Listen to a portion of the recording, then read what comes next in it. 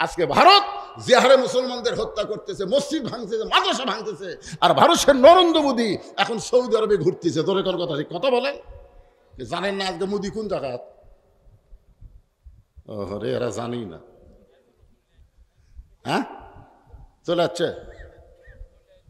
গেছিল তো, গেছিল তো, ঠিক আছে, চলে আসার খবর আমি জানি না, কিন্তু গেছিল তো। আচ্ছা, এটা কি মসজিদ ভাঙ্গার পরে গেছিল না আগে?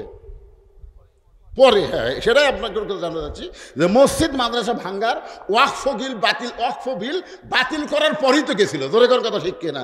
কোন দেশত গেছিল? সৌদি আরব। কি আছে সৌদি আরবে? কি আছে?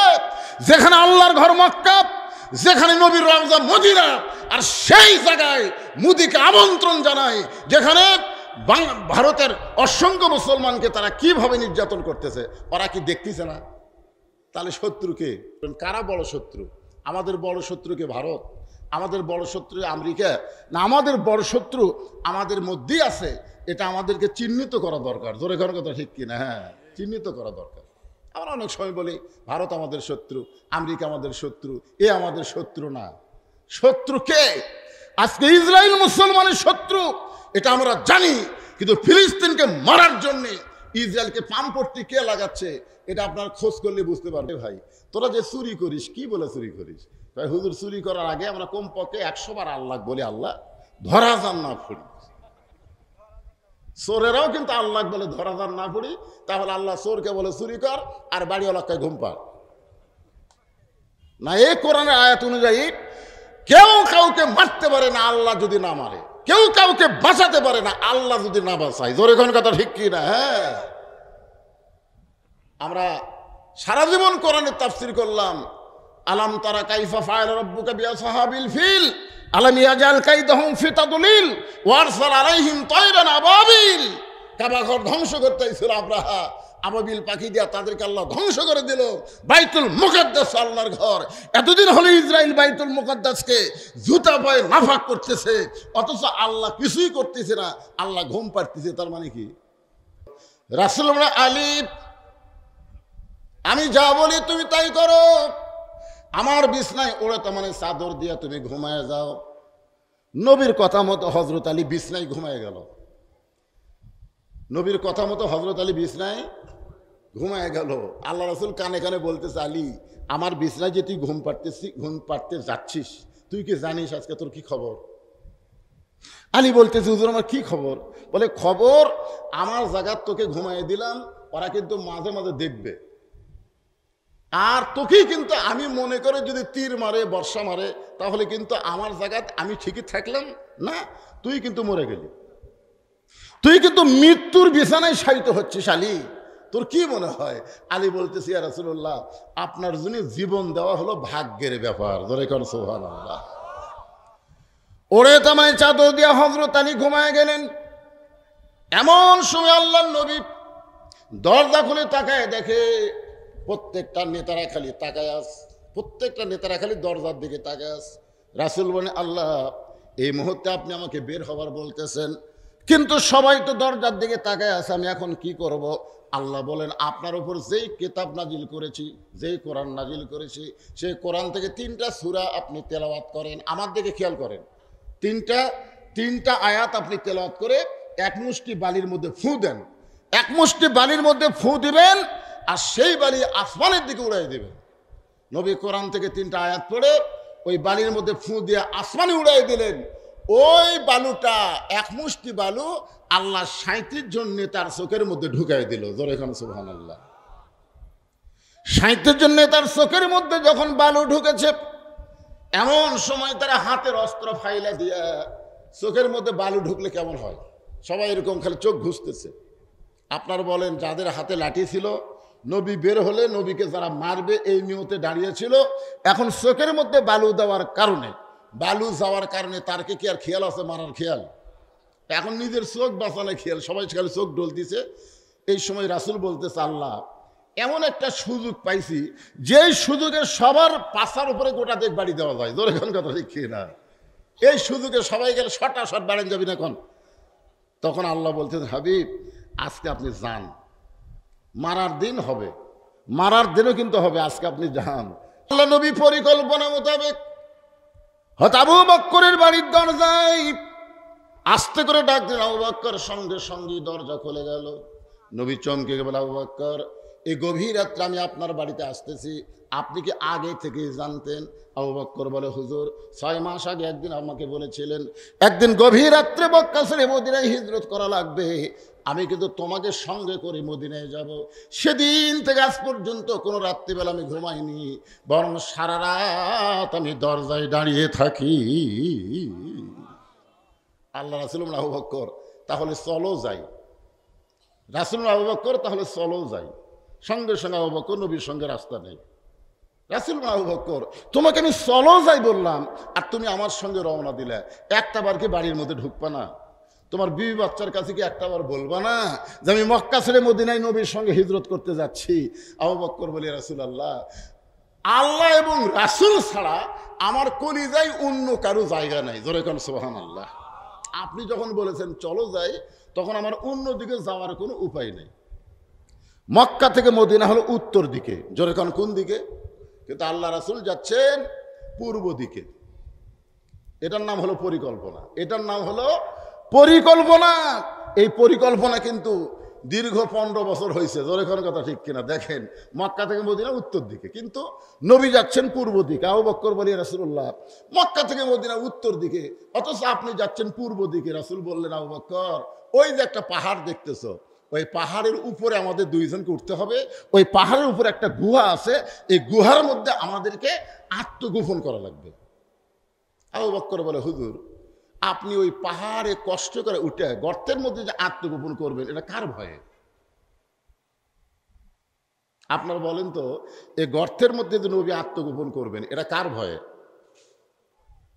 শত্রুর ভয়? আল্লাহ যদি নবীর সাথে থাকে তাহলে কোনো শত্রু কিছু করে পারবে? কথা কর না কেন? এটার নামই তো পরিকল্পনা। এটার নামই হচ্ছে পরিকল্পনা। ধৈর্য ধরেন, পরিকল্পনা করেন। যখন অফিস আদালত সব বন্ধ করে দিল, তালা চাবি সব দিল, আর করার কিছু আছে? মিটিং নাই, মিছিল নাই, হরতাল নাই, কোনো কিছু নাই, খালি ধৈর্য ধরে বসে থাকলে হবে না তো। এরই মধ্যে পরিকল্পনা, চলো।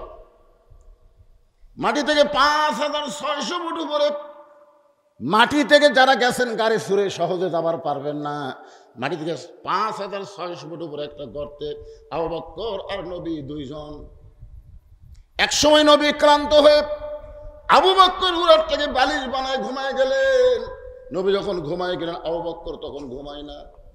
গর্তের মধ্যে বারবার চিন্তা হয়, এ ভালো মানুষটা নিজের বাড়িতে থাকতে পারলো না, যে মানুষটা কোনোদিন কারো ক্ষতি করে নাই, যেই মানুষটা কোনোদিন কারো ক্ষতি করার পরিকল্পনা পর্যন্ত করে নাই, আর সেই মানুষটা আজকে গর্তের ভিতরে এমনভাবে ঘুমায় যাচ্ছে। আবু বকর চিন্তা করে, আমার জীবনটা বড় সার্থক, আমার উরাটটাকে বালিশ বানাই নবী ঘুমায় গেছে। কঠিন মুসিবতের সময় আমার যদি কোনো আমল না থাকে, অন্তত এই আমলের কারণে আল্লাহ পাক আমাকে নাজাত দিয়ে দিবে। নবী যখন ঘুম পাড়তেছে, আবু বকর চিন্তা করে, নবী তো ঘুমায় গেছে, এই গর্তের অবস্থাটা কিরকম, এই গর্তের সাইজটা কিরকম, গর্তটা কিরকম। হঠাৎ তিনি গর্তের চারিদিকে খোঁজ করে দেখেন, নবীর এই পেশানির আলোতে নবীর যে চেহারা, নবী কিন্তু শুধু মানুষ না, নবী কিন্তু একটা আলো। জোরে করেন সুবহানাল্লাহ। যার একটা গজল আছে, চাঁদ গ্রহ তারা, তারে নূরের ইশারা, নলে যে অন্ধকারে ডুবিত এই ধরনী। সবাই বলেন নবী মোর পরশমণি, নবী মোর সোনার খনি, নবী নাম ভাবে যে জন সেই তো দোজা হানের ধ্বনি। উপর দিকে লক্ষ্য করে দেখলে ছিদ্র দেখা যায়। আবু বকরের মনের মধ্যে চিন্তা, ওই ছিদ্র দিয়ে যদি কিছু বের হয় নবীরে কামড় দেয়, আপনার বলেন তো গর্তের মধ্যে কয়জন আছে? কয়জন? কিন্তু বারবার খালি চিন্তা করে, যদি গর্ত দিয়ে কিছু বের হয়ে নবীকে কামড় দেয়। চিন্তা করছেন যে নবীর মহব্বতে নিজের কথা আবু বকর ভুলে গেছে। গর্ত থেকে কিছু বের হয়ে যদি দুইজনকে কামড় দেয়, এই দুইজনের কথা চিন্তা করে নাই, তিনি বারবার চিন্তা করতেছে যদি নবীকে কামড় দেয়।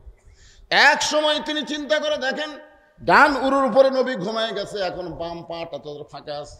ওই বাম পাটা গর্তের মধ্যে যখন লাগায় দেয়, গর্তের মধ্যে যেই মাত্র লাগায় দিছে, এমন সময় আল্লাযী খালাকাল মাউতা ওয়াল হায়াতা লিয়াবলুয়াকুম আইয়ুকুম আহসানু আমালান ওয়া হুয়াল আজিজুল গফুর। আল্লাহ বলতেছেন বিষাক্ত সাপ, যা ওই গর্তের মধ্যে যে পায়ের তালুটা দেখবি, ওই পায়ের তালুতে একটা কামড় মারবি। আর আবু বকরকে আল্লাহর পক্ষ থেকে তার অন্তরের মধ্যে চালু করে দেওয়া হয়েছে, আজকে তোমার জীবনের শ্রেষ্ঠ আমলের পরীক্ষা হবে। জোরে করো সুবহানাল্লাহ। সাপটা যেই মাত্র পায়ের তালুতে কামড় দেয়, কারেন্ট শর্ট খাওয়ার মতন বিষটা আবু বকরের কলিজায়। মনটা বলতেছে পা টান দে, পা যদি টান না দিস আবার কামড় মারবে। আর ইমান বলতেছে মরে যাব, কিন্তু পা টান দিয়া ওই বিষাক্ত সাপ নবীরে কামড় মারবে, এই সুযোগ আমি দেব না। সাপটা বলতেছে আল্লাহ আপনি কামড় মারতে বললেন, কামড় মারলাম, কিন্তু পা তো টান দেয় না। আল্লাহ বলে আবার কামড় মার। সাপটা যখন আবার কামড় মারছে, আবু বকর কান্দের বলে সাপরে তুই আবার কামড় মারলি, তুই যতই কামড় মার বিষের যন্ত্রণায় মরে যাব, কিন্তু পা টান দিয়ে নবীরে কামড় মারবি, এই সুযোগ তোরে দিব না।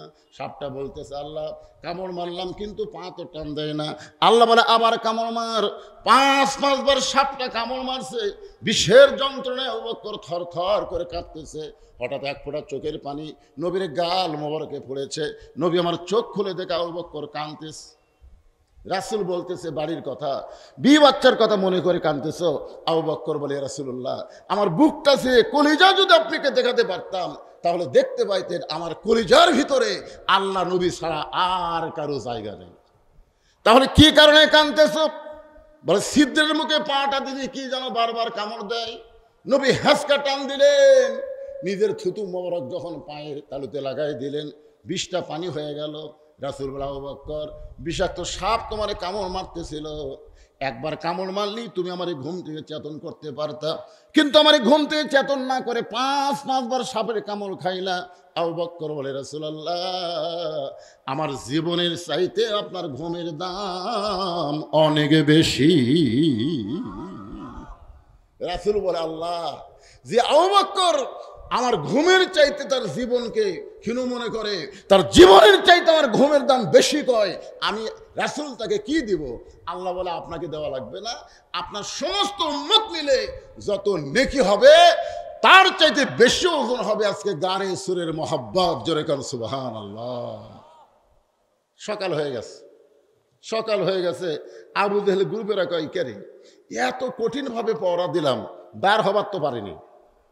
আবু সুফিয়ান বলতেছে হ্যাঁ নেতা, বার হওয়ার কোনো সুযোগ আছে? আমরা 37 জন মানুষ খালি দরজার দিকে তাকায় আছি, দরজার দিকে তাকায় আছি। ওরা যে চোখ ডলিছে ওটা ভুলে গেছে। চোখ ডলে কে লিছে? আল্লাহ। জোরে কান কে? যা কিছু করে কে করায়? মনে ভুলে গেছে। তাহলে এখন কি করা যায়? আজকের মতো কি আমরা ফেরত যাব? সকাল হয়ে গেল। আবু জেহেল বলতেছে এতগুলো নেতা একত্র হওয়া যাবে না, আজকে তখন হয়েছি আজকেই ফয়সালা করা লাগবে। বলে কেমনে ফয়সালা করবেন? বলে দরকার হলে ঘরের দরজা ভাঙ্গে টাইনা বের করে আজকেই হত্যা করা লাগবে।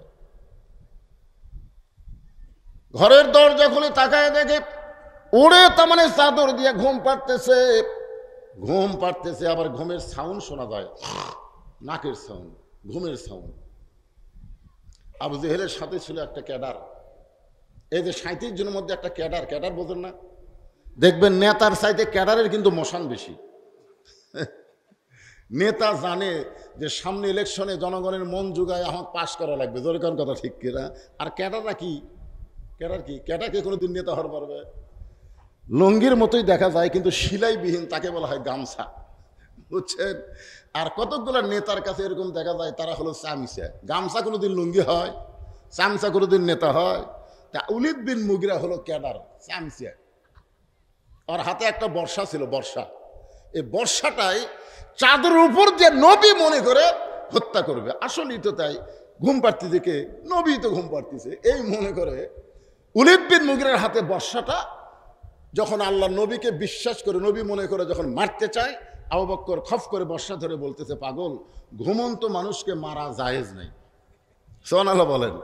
আবু জেহেল ফতোয়া দিল ঘুমন্ত মানুষকে মারা জায়েজ নাই। উলিদ বিন মুগিরা বলে না নেতা, সারা রাত যার জন্য আমরা পহরা দিলাম, সারা রাত যাকে কেন্দ্র করে আমরা পহরা দিলাম, আমরা ঘুমাতে পারলাম না, আর এই বেটা আর আমি ঘুম পাড়ে, একে না মারা পর্যন্ত আমার শান্তি নেই। এবার আবার যখন বর্ষা মারতে চায়, আবু জেহেল খফ করে ধরে বলতে চাই, আমি যে নেতা, তুই কি আমার কথা মানবি না? আল্লাহ নবীর যত শত্রু ছিল, সবচাইতে বড় শত্রুর নাম হলো আবু জেহেল। সবচাইতে বড় শত্রুর নাম কি? হ্যাঁ, শত্রুগুলো খেলতে হবে। আল্লাহ নবীর যত শত্রু ছিল, সবচাইতে বড় শত্রুর নাম হলো আবু জেহেল, আর সবচাইতে খারাপ শত্রুর নাম হলো উলিদ বিন মুগিরা। বড় শত্রু আর খারাপ শত্রু দুইটা কি এক? দুইটা কিন্তু এক না। শোনেন, খারাপ শত্রু তাদের দ্বারা মানুষের কত ক্ষতি হয়, আর বড় শত্রু দিয়ে কত ক্ষতি হয়, আলোচনাটা একটু শুনলেই বুঝতে পারবেন। একটু মনোযোগ দিয়ে শুনবেন। আল্লাহ নবীর সবচাইতে বড় শত্রু আবু জেহেল, সবচাইতে খারাপ শত্রু হল উলিদ বিন মুগিরা। এমন খারাপ শত্রু, নবী যখন কোনো জায়গায় কোনো সাহাবীর মধ্যে ওয়াজ করতেছে, উলিদ বিন মুগিরা সাইড দিয়ে যাচ্ছে আর বলতেছে, ও মুসলমানের নবী, আপনি যদি এতই ভালো হবেন, তো জন্মের আগে আপনার বাপ মরল কেন? আপনার বলেন, এটা একটা কথা? উলিদ বিন মুগিরা নবীকে বলতেছে, আপনি যদি এতই ভালো হবেন, তাহলে জন্মের আগে আপনার বাপ মরল কেন? আচ্ছা, জন্মের আগে বাপ মরছে, এটা কি নবীর দোষ? কথা কয় না পারে, নবীর দোষ? কেউ যদি বলে, হুজুর আপনি এতই ভালো বক্তা হবেন, তা আপনি কালো হলেন কেন? আপনার বলেন যে আমি যে কালো, এটা কি আমার দোষ? তাহলে দেখেন, এইরকম কথা কারা বলবে? আল্লাহর চোখ দিয়ে দর দর করে পানি পড়তেছে। শিশুকালে মইরা গেছে মা, গর্ভে থাকতে মরছে পিতা, নবী চোখে দেখলেন না। কে করিবে লালন পালন, কে দিবে সান্ত্বনা? এই দুনিয়ার বড় এতিম নবী ছিলেন একজনা। নবীর চোখ দিয়ে যখন দর দর করে পানি পড়তেছে, আল্লাহ বলে, হাবিব, উলিদ বিন মুগিরার কথা শুনে আপনি কষ্ট পাইছেন, আপনার চোখ দিয়ে পানি পড়তেছে, আপনি কি উলিদ বিন মুগিরাকে চিনেন? রাসূল বলতেছে, আল্লাহ চিনবো না কেন? সে হলো মুগিরের বেটা উলিদ। আল্লাহ বলতেছে, না হুজুর, সে মুগিরের বেটা উলিদ নয়, সে হচ্ছে উতুল্লিম বাদা জালিকা জানিম। দুনিয়ার সমস্ত মানুষ জানে যে মুগিরের বেটা উলিদ, কিন্তু সে মুগিরের বেটা উলিদ নয়, সে হচ্ছে জারদ সন্তান। রাসূল বললেন, আল্লাহ আমার অন্তরে কষ্ট দিছে বলে সে জারদ সন্তান। সে কি জারদ সন্তান? আল্লাহ বলেন, হাবিব, শুধু উলিদ বিন মুগিরা নয়, কিয়ামত পর্যন্ত আপনার বিরুদ্ধে যারা কথা বলবে তারাই জারদ সন্তান হবে। এখনো যারা আমাদের, কারণ আল্লাহ কোরআন কারিমে ইরশাদ করেন, মা আসাবাকা মিন হাসানাতিন ফামিনাল্লাহ।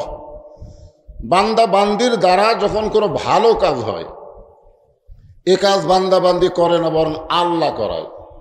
আপনারা বলেন তো, কোরআনের মাহফিলে বসা ভালো কাজ না খারাপ কাজ? তাহলে এই কাজটা কোরআনের আয়াত অনুযায়ী আপনারা করেননি, বরং আল্লাহ তাআলাই আপনাদেরকে কবুল করেছেন। এই মুহূর্তে আয়াতের সামনে আমাদের বিশ্বাস করতে হবে, আমরা যত বড়ই পাপী হই না কেন, এই মুহূর্তে আল্লাহ আমাদের উপরে খুশি আছে। এই আয়াত অনুযায়ী কি মনে হয়? আমরা যত বড়ই পাপী হই, এই মুহূর্তে আল্লাহ আমাদের উপরে খুশি না থাকলে আমরা এই বেহেশতের টুকরার মধ্যে আসতে পারতাম না। তো যে আল্লাহ দয়া করে রহম করে আজকের এই জান্নাতের বাগানে আপনাদেরকে কবুল করেছেন, আমি আমার অন্তরের অন্তঃস্থল থেকে আপনাদের সবাইকে শুভেচ্ছা জ্ঞাপন করছি। সম্মানিত মা বোনেরা, পর্দার অন্তরালে বসে বসে যারা আলোচনা শুনতেছেন, তাদেরকেও আমি শ্রদ্ধা জ্ঞাপন করছি। আজকের এই মাহফিলে আল্লাহ তাআলা আমাদেরকে শারীরিক সুস্থতা এবং মানসিক প্রশান্তি, সুবহানাল্লাহ বলেন। গত বছর এই সময় আমাদের অনেকের শরীর কিন্তু সুস্থ ছিল, কিন্তু মনের মধ্যে একটা অশান্তি, অস্থিরতা কাজ করত। সবসময় মনের মধ্যে একটা চিন্তা হতো, না জানি কি হয়। আজরাইল ধরার আগে পুলিশ ধরার ভয়। হাসিনার এই যে লাগাতার 15 বছর আমরা কিন্তু আজরাইল ধরার ভয় করিনি। সবসময় চিন্তা করছি, মনে হয় আজকে পুলিশ ধরবে, এরকম একটা অস্থিরতা ছিল না? কিন্তু 5 আগস্টের পরে এই অস্থিরতাকে আল্লাহ দূর করে শারীরিক সুস্থতা এবং মানসিক প্রশান্তি দান করেছেন। আমরা সে আল্লাহর উপরে খুশি না বেজার? তাহলে জবান করে সমস্বরে সকলে বলবো রব্বানা লাকাল হামদ হামদান কাসীরান তাইয়িবান মুবারাকান ফীহি। আমরা প্রশংসা করলাম কার? কেন করলাম? এই কারণেই আমরা বেশি বেশি আল্লাহর প্রশংসা করব। আল্লাহ আমাদেরকে দুনিয়াতে আসার সঙ্গে সঙ্গে সাধারণ কোনো ঘরে না, আল্লাহর পছন্দনীয় মুসলমানের ঘরে আল্লাহ আমাদেরকে কবুল করেছেন। কোরআনে আল্লাহ বলেছেন ওমা ইয়াবতাগি গয়রাল ইসলামা দীনান ফালাই ইকবালা মিনহু। এই আয়াতের বাংলা অর্থ হলো ইসলাম ছাড়া অন্য কোনো ধর্ম কেউ যদি গ্রহণ করে, আল্লাহ বলেছেন কখনোই তা কবুল করা হবে না। আল্লাহর কাছে একমাত্র কবুলযোগ্য ধর্মের নাম কি? আর সেই ধর্মে আল্লাহ আমাদেরকে জন্মগতভাবে কবুল করছেন। এখানেই বিশ্বাস করা লাগবে রুহের জগতে, রুহের জগৎ, এই দুনিয়াতে আসার আগে আর একটা জগতে আমরা ছিলাম, মনে নাই কিন্তু ছিলাম, এটা তো ঠিক। সে জগতের নাম কি? রুহের জগৎ, আলমে আরওয়াহ।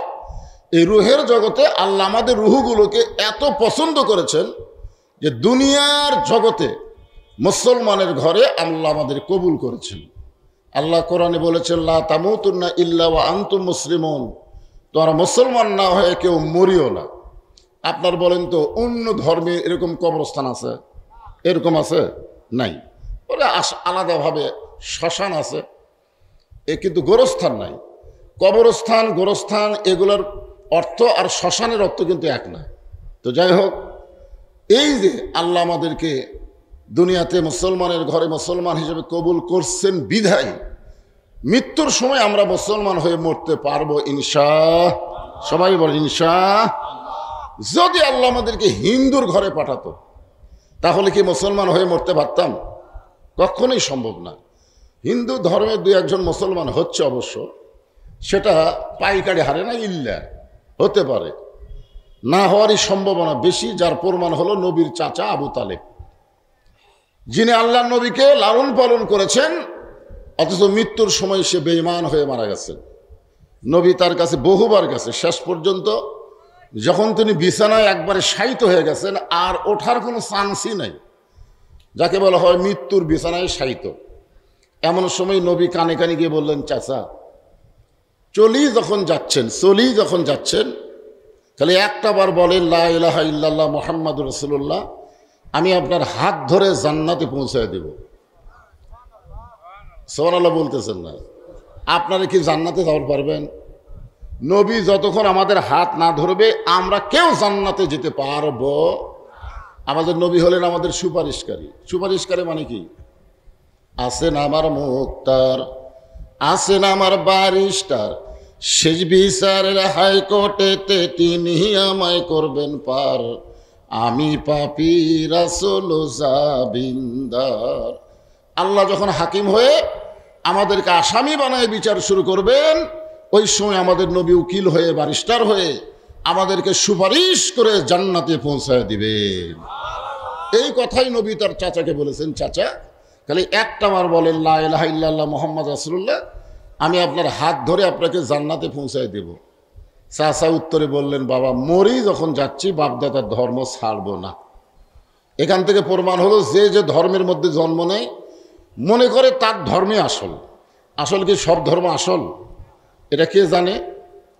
ধর্মের মালিক যিনি, ধর্মের মালিককে আরো জোরে বলেন। সে আল্লাহ বলেছেন ইন্নাদ-দীনা ইনদাল্লাহিল ইসলাম, আল্লাহর কাছে মনোনীত জীবন বিধান ধর্মের নাম হলো ইসলাম। আল্লাহ সেই ধর্মের মধ্যে আমাদের কবুল করেছেন, খুশি না বেজার? তাহলে জবান খুলে বলি আলহামদুলিল্লাহ। আল্লাহ আমাদের বিশ্ব নবী, আমাদের নবী কিন্তু শুধু নবী না। এই যে আমরা দরুদ শরীফ পড়লাম আল্লাহুম্মা সাল্লি আলা সাইয়্যিদিনা, সাইয়্যিদিনা মানে কি? হ্যাঁ, আমরা সকলে বললাম না আল্লাহুম্মা সাল্লি আলা সাইয়্যিদিনা। সাইয়্যিদিনা শব্দের অর্থ হলো আমাদের নেতা। আমাদের নবী শুধু আমাদের নবী না, আমাদের নবী কিন্তু আমাদের নেতা। নেতা এই জন্য আল্লাহ বলেছেন লাকাদ কানা লাকুম ফি রাসূলিল্লাহি উসওয়াতুন হাসানা যদি তোমরা সফলতা পাওয়ার চাও তাহলে বিশ্বনবীকে তোমাদের আদর্শের নেতা হিসেবে গ্রহণ করে নাও। একথা কার? যত বড়ই নেতা হন, আমার নবীর চাইতে বড় নেতাকে হওয়ার পারবে না। যত বড়ই প্রেসিডেন্ট হন, নবীর চাইতে বড় প্রেসিডেন্টকে হওয়ার পারবে না। আপনি যে দিকে যাবেন সেই দিকে আমাদের নবীকে পাবেন। আমরা অনেক সময় খালি নবীর প্রতি দরুদ পড়ি, নবীর প্রতি দরুদ পড়ি, নবীর সালাম করি মিলাদের ভিতরে, কিন্তু নবীর সমাজ গড়ার কাজে অনেকের দ্বন্দ্ব মনে বাজে। সত্যি যদি আমরা নবীর উম্মত হই তাহলে নবীর আদর্শকে আমাদের গ্রহণ করা লাগবে, ঠিক কিনা বলে? আল্লাহ নবী যখন দুনিয়া থেকে বিদায় নিলেন, এমন সময় কতিপয় সাহাবী উম্মাহাতুল মুমিনিন মা আয়েশার কাছে গিয়ে বললেন, মা, আমরা নবী সম্পর্কে আপনার কাছে একটু জানতে চাই। মা আয়েশা বললেন, নবী সাহাবীরা, তোমরা কি আল্লাহর কোরআন পড়ো না? বলে, হ্যাঁ, আমরা আল্লাহর কোরআন পড়ি। তাহলে কোরআন যদি পড়ে থাকো, নবী সম্পর্কে আবার আমার কাছে জানতে আসলে কেন? আজকে তোমরা শুনে নাও, আল্লাহর কোরআন যেমন, নবী হলেন বাস্তব তেমন। জোরে কোন সুবহানাল্লাহ। এই কোরআনের প্র্যাকটিক্যাল হলো আমাদের নবী। কোরআনে যা আছে নবী সেইটা আমল করে আমাদেরকে দেখায় দিছে। শুধু কোরআনের ওয়াজ শোনার জন্য, ওয়াজ করার জন্য নবী না, নবী গোটা কোরআনকে তার বাস্তব জীবনে আমল করে আমাদের দেখায় দিচ্ছেন। এই জন্য আমাদের নবী শুধু আমাদের নবী না, আমাদের নবী আমাদেরকে নেতা। এ নেতা বলতে কি সমস্যা হচ্ছে? জোরে বলেন। আজকে মসজিদে ইমাম, আরবি শব্দে আমরা বলি ইমাম। ইমাম ইমাম মানে কি? নেতা। কিন্তু নেতা তো আমরা ইমামকে মানি না, যার কারণে আরবিতে ইমাম বলি, নেতা ইমামকে মানি না। সাধারণ এক মানুষকে আমরা নেতা বানাই রাখছি, কিন্তু ইমামকে আমরা নেতা বুঝি না। এটা আমাদের ইমাম। নেতা কে কয়? নেতা ওইটা, ওইটা নেতা, এইটা ইমাম। আসলে আমাদের নবীকে শুধু নবীর মধ্যে রাখলে হবে না, তাকে নেতা হিসেবে গ্রহণ করা লাগবে। ছোট্ট একটা দৃষ্টান্ত দিই। আজকে এখানে মাহফিলের সম্মানিত প্রধান অতিথি আছে, বিশেষ অতিথিবৃন্দ আছে, তারা কিছু বক্তব্য দিবে আপনাদের সামনে, কিন্তু সেটা লোক না হলে কেউ দিবে। এই জন্য এনারা খালি বলতেছে যে ডাকেন, লোকজন ডাকেন। তো লোকজন, আমি মনে করলাম যে আমি আলোচনা শুরু করলে, এর আগে যতবার এখানে আইছি, কয়বার হবে হিসাব আছে আপনাদের? কতবার যে আইছে ঠিক নাই। তো যাই হোক, যতবার আইছে প্রথম লোক থাকে না, কিন্তু ওয়াজ শুরু করার সাথে সাথে গোটা মাহফিল পরিপূর্ণ হয়ে যায়। আমি কি মিথ্যা বলতেছি? কিন্তু আজকে কেন আলাদা একটা ব্যতিক্রম দেখতেছি। কি যে হয়েছে আপনাদের মধ্যে আল্লাহ জানে, আমি জানি না। এই মেলার মধ্যে কতগুলো ছেলে ফেলে খালি ঘুরতেছে, অযথা ঘুরতেছে, রাস্তার মধ্যে দেখেন অযথা ঘুরতেছে।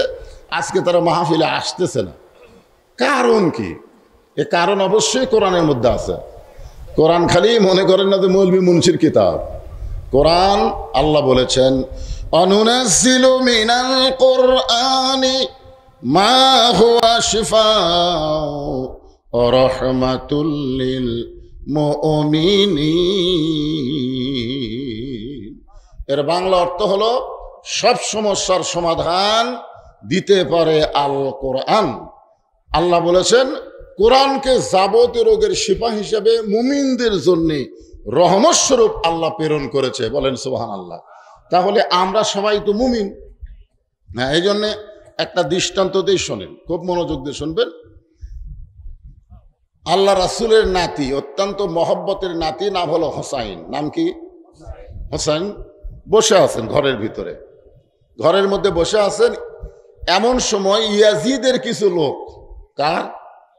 ইয়াজিদের কিছু লোক হোসাইন রাদিয়াল্লাহর কাছে এসে বলতেছে, হোসাইন, খামাখা গন্ডগোল করে লাভ কি? কথাটা খেয়াল করে শুনবেন। খামাখা গন্ডগোল করে লাভ কি? তোমার নানা হলো বিশ্ব নবী, তোমার বাবা হলো বিশ্ব আলেম, তোমার মা হলো খাতুনে জান্নাত। তুমি এমন একটা বংশ থেকে দুনিয়াতে এসেছো, তুমি খালি ঘরের মধ্যে বসে থাকবা, যা চাবা তাই পাবা। তিনটা কথা বলেছে, তিনটা কথাই কিন্তু ঠিক। তোমার নানা হলো বিশ্ব নবী, ঠিক না? ঠিক না? তোমার বাবা হলো বিশ্ব আলেম। আপনার বলেন তো, হযরত আলীর চাইতে বড় আলিম কেউ ছিল? রাসূল বলেছে, আনা মাদিনাতুল ইলমি ওয়া আলী বাবুহা, আমি হচ্ছে এলেমের শহর, আলী হচ্ছে তার দরওয়াজা। নবীর ভিতরে সমস্ত এলেম আলীর মাধ্যমে আল্লাহ দুনিয়াতে প্রকাশ করেছে। তাহলে ওনাদের কথা তো ঠিক। তোমার বাবা হলো বিশ্ব আলেম, তোমার মা হলো খাতুনে জান্নাত। সমস্ত জান্নাতীদের নেত্রী কে হবে? হোসাইনের মা ফাতেমা, ঠিক কিনা বলেন? তাহলে যে তিনটা কথা বলেছে ইয়াজিদের লোকেরা, আপনার বলেন তো কথা কি মিথ্যা বলেছে? সত্য কথা বলেছে। কিন্তু এই কথা শোনার পরে হাসান রাদিয়াল্লাহু বসে থাকলেন না, তিনি দাঁড়িয়ে গেলেন। এতক্ষণ বসে আছিলেন, ওনাদের কথা শুনে তিনি দাঁড়িয়ে গিয়ে বলতেছে, রে ইয়াজিদের সামসারা। কথাটা শুনতে কেমন লাগে? রে ইয়াজিদের সামসারা, তোমরা যদি আল্লাহর বান্দা হতে তাহলে তোমরা শুধু আমার নানাকে বিশ্ব নবী বলতো না, আমার নানাকে বিশ্ব নবীর সাথে সাথে বলতে বিশ্ব নেতা।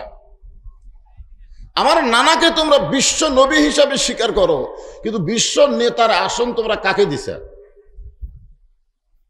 তো ইয়াজিদ মার্কা মুসলমান যারা, তারা আমাদের নবীকে নবী হিসাবে গ্রহণ করবে, কিন্তু নেতা হিসাবে নবীকে গ্রহণ করবেন না। অন্য একজন মানুষকে নেতা হিসাবে মেনে তার পিছনে ঘুরবে। জোরে কোন কথা ঠিক কিনা? কথাটা খেয়াল করবেন। 2 নম্বর প্রশ্ন হলো, আমার বাবা শুধু বিশ্ব আলেম নয়, আমার বাবা হলো বিশ্ব বীর। আপনারা বলেন তো, হযরত আলী কি শুধু আলেম ছিল না বীরও ছিল? তাহলে তোমরা বলতেছো আমার বাবা হলো বিশ্ব আলেম, তাহলে বিশ্ব বীর কেন বাদ দিলে? আমার বাবা শুধু বিশ্ব আলেম না, আমার বাবা হলো বিশ্ব বীর।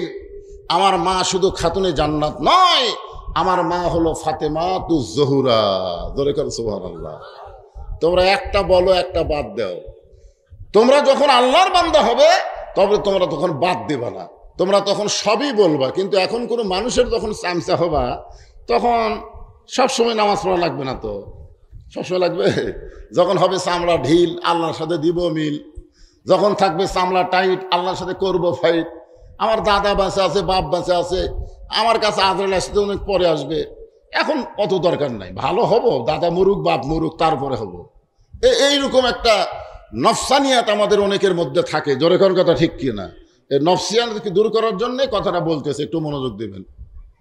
আমার নানা শুধু বিশ্ব নবী হইলে আমার নানাকে মক্কা থেকে মদিনায় হিজরত করা লাগতো না। আমার নানা যদি বিশ্ব নবী হিসাবে থাকতো তাহলে আমার নানাকে মক্কা থেকে মদিনায় হিজরত করা লাগতো না। কারণ আবু জেহেল আমার নানার কাছে প্রস্তাব দিল, তুমি যদি চাও মক্কার সবচাইতে ধনী মানুষ তোমাকে বানায় দেব, তুমি যদি চাও মক্কার সবচাইতে সুন্দরী মেয়ে তোমার ঘরে দেব, তুমি যদি চাও যত ভালো ভালো খাবার সবই তোমার ঘরে পৌঁছায় দেব। আবু জেহেল নবীকে বলতেছেন। নবী বললেন, এত কিছু আমাকে দিবার চাচ্ছেন, কারণ কি? বলে, কারণ একটাই, তুমি কোরআন শরীফ শুধু ঘরের মধ্যে পড়বা, ঘরের বাইরে আল্লাহর কোরআন যাওয়া চলবে না। তুমি শুধু ঘরের মধ্যে আল্লাহর কোরআন পড়বা, তুমি যা বলবা আমরা তাই শুনবো, কিন্তু এই কোরআন বাহিরে নিয়ে যাওয়া যাবে না। বাহিরে গেলেই আমাদের মতন ইয়াজিদের ভুয়া নেতৃত্ব চলবে না। আল্লাহর কোরআনকে যখন জনগণ বুঝবে তখন তোমাকেই তারা আসল নেতা হিসেবে গ্রহণ করে নেবে। আল্লাহ রাসূল কি বললেন? যে তোমরা যা দিবার চাচ্ছ সেইটা তো দূরের কথা, যেটা কোনোদিনও দিবার পারবা না, যেটা কোনোদিনও দিবার পারবা না। আমার ডান হাতে যদি সূর্য দাও আর বাম হাতে যদি চন্দ্র দাও, এক মুহূর্তের জন্যে আল্লাহর কোরআনের দাওয়াত দেওয়া থেকে আমি নবী পিছপা হব না। জোরে কোন সুবহানাল্লাহ। চিন্তা করছেন? এই জন্য তো আমরা বলি আল কোরআনের আলো সব জায়গায় জ্বালো, সমস্ত জায়গায় আল্লাহর কোরআনের আলো জ্বালানোর দরকার আছে না নাই? জোরে কোন আছে না নাই?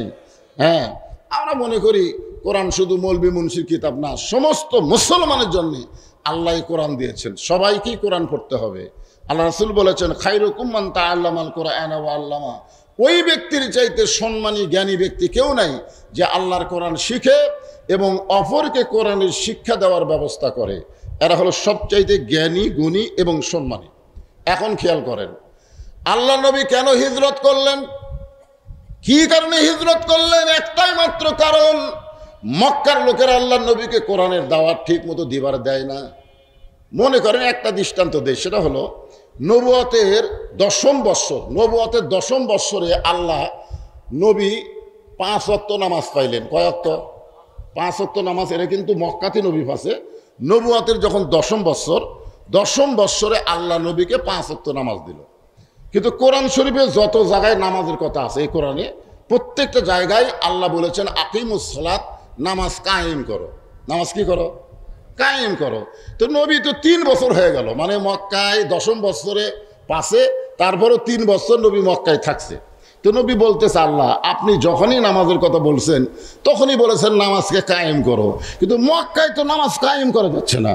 মক্কায় আমরা চুপি চাপি নামাজ পড়তেছি, কিন্তু আজান দিয়ে জামাতবদ্ধভাবে নামাজ পড়ার পরিবেশ তো মক্কাত নাই, তাহলে নামাজ কায়েম করবো কোন জায়গায়? তখন আল্লাহ বলেন হাবিব, মক্কায় যে পরিবেশ চলতেছে এই পরিবেশে নামাজ কায়েম করা যাবে না। কারণ নামাজ কায়েম করতে গেলে আল্লাযীনা ইম্মাক্কান্নাহুম ফিল আরদ আকামুস সালাত, আল্লাহ কোরআনে বলেছেন নামাজ যদি আমরা কায়েম করতে চাই তাহলে একজন ইমাম আর একজন নেতা হলে চলবে না, যিনি ইমাম হবেন তিনাকেই নেতা হওয়া লাগবে, তাহলে নামাজ কায়েম হবে, যেটা মক্কায় সম্ভব না। মক্কায় আবু জেহেল হচ্ছে নেতা আর আপনি হচ্ছেন ইমাম। এই জন্যে নামাজ কায়েম করবার গেলে জায়গা পাল্টান লাগবে। ধরে কারণ কি পাল্টান লাগবে? জায়গা পাল্টান লাগবে। যেই দিন আল্লাহ নবীকে আল্লাহ তাআলা হিজরতের হুকুম দিলেন, ওই দিন রাতে মক্কার 37 জন নেতা আল্লাহ নবীর বাড়ির চারিধার ঘেরাও করে রাখলো। আল্লাহ দিলেন নবীকে হিজরত করার হুকুম, আর ওরা নবীর বাড়ির চারিধার ঘেরাও করছে। কয় কাম? 2 কাম। মক্কার বড় বড় নেতারা লাঠি সোটা তরবারি নিয়ে নবীর বাড়ির চারিধারে ঘেরাও করে দাঁড়িয়ে আছে, আর ওই সময় আল্লাহ নবীকে বললেন এখন হিজরত করেন। এখন কি করেন? কতটা মনোযোগ দিয়ে শোনা লাগবে। হিজরত আপনারা বলেন তো কাজ কি সহজ না কঠিন? সহজ না কঠিন? হাসিনা যখন ক্ষমতাতে ছিল হিজরত বোঝে, বিএনপিও বোঝে, জামাতও বোঝে, যারা বিরোধী দলে ছিল তারা সবাই হিজরত বোঝে। হিজরত মানে কি? আমি ওয়াজ করে টাঙ্গাইল থেকে বাড়িতে আসতেছি, ইতিমধ্যেই রাত তখন প্রায় 1:45। আমার বউ আমাকে কল করলো যে এখন আপনি কোথায় আছেন? এখন আজকে খুশির খবর হলো চমচম নিছি রে 2 কেজি। 2 কেজি চমচম নিয়ে বাড়ির দিকে আসতেছি। আমার বউ বলে চমচমের কথা বাদ দেন, সন্ধ্যার থেকে পুলিশ কিন্তু বাড়ির সামনে ঘুরতেছে, এখনো পুলিশ ঘোরাফেরা করতেছে। আপনি আর বাড়িতে আসেন না, আজকের দিনে আপনি হিজরত করেন। আপনি কি করেন? বাড়িতে আর আসেন না। দুঃখের কথা কিন্তু হাসি নিয়ে বলতেছি। তখন আমি মোবাইল করে শ্বশুরকে বললাম, আব্বাজান আজকে তো অবস্থা খারাপ, পুলিশ ঘুরতেছে, তা আমি একটু আপনার বাসায় যাওয়ার চাই। শ্বশুর কয় না, এই সময় আমার বাসা তো চলবি না, তোমার খোঁজে হয়তো আমার বাসা তো আমার ছেলে পেলে অষ্ট। এটার নাম হলো হিজরত। হিজরত বোঝেন আপনারা? নবীর বাড়ি চারধার ঘেরাও করলেন তরবারি নিয়ে, লাঠি নিয়ে। এমন সময় আল্লাহ বললেন নবী গো আপনি এখন বাড়ি ঘর ছাড়েন। নবী বের হয়ে দেখলেন সবাই খালি লাঠি সোটা নিয়ে বাড়ির চারিধার দাঁড়িয়ে আছে। এমন সময় আল্লাহ নবী হযরত আলীকে বললেন, আলী আমার বিছনায় তোমাকে ঘুম পাড়তে হবে, আমার বিছনায় তোমাকে ঘুম পাড়তে হবে। ওরে তামানে চাদর দিয়া। আলী বলতে যে হুজুর আমি যদি আপনার বিছনায় ঘুম পাড়ি তাহলে আপনি কি করবেন? নবী বললেন আজকে রাতে আমাকে হিজরত করা লাগবে, এই মক্কা থেকে মদিনায় যাওয়ার হুকুম আল্লাহ দিয়েছেন। আলী বলতেছে হুজুর আপনি কি বাহিরে খেয়াল করছেন? আপনি কি বাহিরে খেয়াল করছেন? বাহিরে মক্কার সব গ্রুপ লিডার একত্র হয়ে আপনাকে হত্যা করার জন্য লাঠি সোটা নিয়ে দাঁড়িয়ে আছে, আর এই সময় আপনি হিজরত করবেন। নবী বলতেছেন মা ইয়ান্তিকু আনিল হাওয়া ইন হুয়া ইল্লা ওয়াহয়ুন ইউহা, আমি নবী কিছুই করি না আল্লাহ যদি করার হুকুম না দেয়। জোরে কান সুবহানাল্লাহ। তুমি কি মনে করতেছ যে ওই লাঠি সোটা আমি দেখিনি? তুমি যেমন দেখছা আমিও তখন দেখছি, কিন্তু আল্লাহ যদি এখন হুকুম করে আমার তো করার কিছু নাই। আলী বলতেছে বুঝলাম না, আপনার আল্লাহকে এখন পর্যন্ত চিনবারই পারলাম না। এতদিন আপনার বাড়ি কেউ ঘেরাও করেনি, আর তখন আল্লাহ আপনাকে হিজরতের হুকুম দিল না। আজকে সবাই যখন লাঠি সোটা নিয়ে দাঁড়ায় আছে আর এখন আল্লাহ হিজরতের হুকুম দিচ্ছে, আমার মনে হয় যা কিছু করতেছে আল্লাহই করতেছে। আমি যে আয়াতে কারিমা তেলাওয়াত করছি আপনারা খেয়াল করছেন, আল্লাযী খলাকাল মাউতা ওয়াল হায়াতা, এখানে আল্লাহ বলতেছেন মৃত্যু এবং হায়াতের মালিককে। এই আয়াতের ব্যাখ্যায় বলা হয়েছে কেউ মারতে পারে না আল্লাহ যদি বাঁচায়, কেউ বাঁচাতে পারে না আল্লাহ যদি মারে। তাহলে আমরা যদি এইভাবে আয়াতের তাফসীর করি তাহলে ফিলিস্তিন মুসলমানকে কে মারতেছে? এই দিক থেকে কয়ে দিছে আল্লাহ। তাহলে আমরা যে ঢাকা এটা ইয়া করতেছি, মার্চ করতেছি, এ যা করতেছি সে করতেছি, আন্দোলন করতেছি না, তাহলে কার বিরুদ্ধে করতেছি? ইসরায়েলের বিরুদ্ধে না আল্লাহর বিরুদ্ধে? হ্যাঁ না না, আমি ছোটবেলাতে একটা গান শুনছি, তখন গানটা বুঝিনি, কিন্তু এখন বয়স হচ্ছে তখন বুঝতেছি। মাটির পুতুল বানায়া তুমি করিলা বেহুশ, তুমি যেমনি নাচাও তেমনি নাচে পুতুলের দাও দোষ। তুমি সর্প হইয়া দংশন করো, ওজা হইয়া ঝাড়ো, তুমি চোরকে বলো চুরি করো, আবার পুলিশ হইয়া ধরো। গানের অর্থ কি? আমার এলাকায় এক বাড়ির খুব চুরি হলো। আমার এলাকায় তো বাড়ি গিয়ে বললাম, কে ভাই এভাবে চুরি হয়ে গেল, আপনার খবর কি? কয় হুজুর এই বছরে এত ভালো ঘুম আমার কোনোদিনও হয়নি। মানে আজকে এত ভালো ঘুম হচ্ছে, এরকম চুরি হয়েছে আমি বুঝবারই পারিনি। আচ্ছা যে চোর তাকে তো আমি চিনি।